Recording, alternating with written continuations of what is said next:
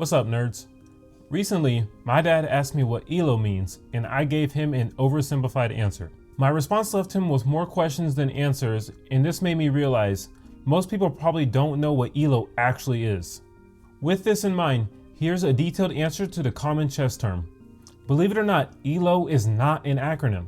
It is simply named after the physicist Arpad Elo, who created the system back in the 1960s. To answer the question briefly, Elo is just a numerical representation of a player's strength. This allows for fair match playing and to track progress. Despite the popular use of the word, Chesscom and Lichess actually don't use the Elo system. Instead, they use the Glyco system, but more on that later. To keep the video from being super long and boring, I'm just going to explain the rating calculations between two already rated players. Let's say you're 1600 rated and you're playing against an 1800 rated opponent.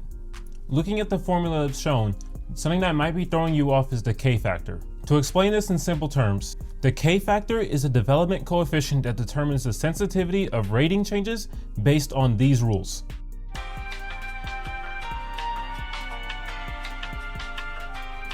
The actual score is probably the simplest to find out.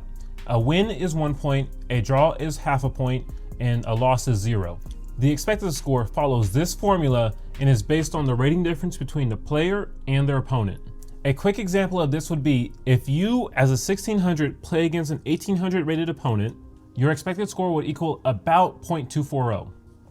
If we assume you won your match against your 1800 rated opponent and you've completed 25 games, earning you a K factor of 40, your new rating would be 1630 after the match.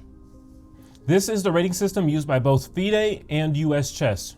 However, there are some small differences. FIDE has a tiered K-factor system compared to the USCF's adjustable one based on the number of games played and the player's rating. Another difference is that the USCF grants bonus points for exceptional tournament performances. This can be defined as a player performing significantly better than their expected score. I had one of those recently. The final difference between USCF and FIDE is how your initial ratings are determined. While this all seems like cool information, most people watching this video probably don't play over-the-board chess. With that being said, let's take a look at how Chess.com and Lichess rate your play. For a quick backstory, the Glyco system was created by Mark Glickman back in 1995. This system enhances the traditional Elo system by introducing rating deviation.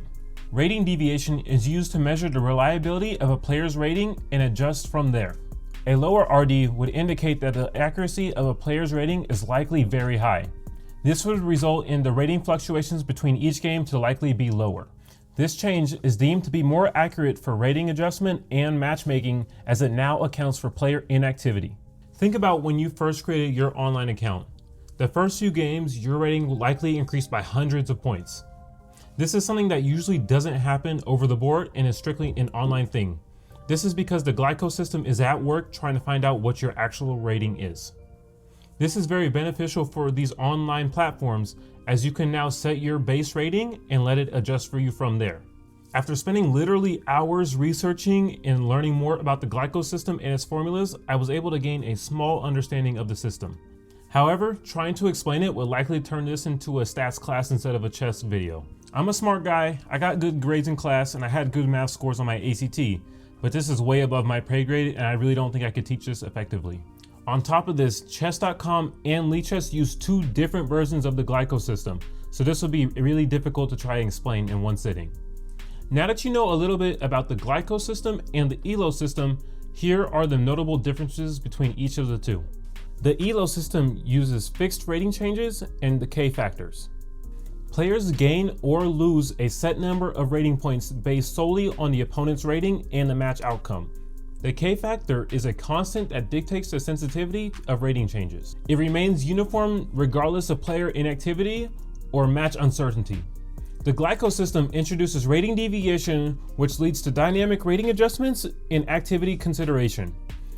Rating deviation increases over a player's inactivity, acknowledging the fact that players might become stronger over time that they're not playing on a specific platform.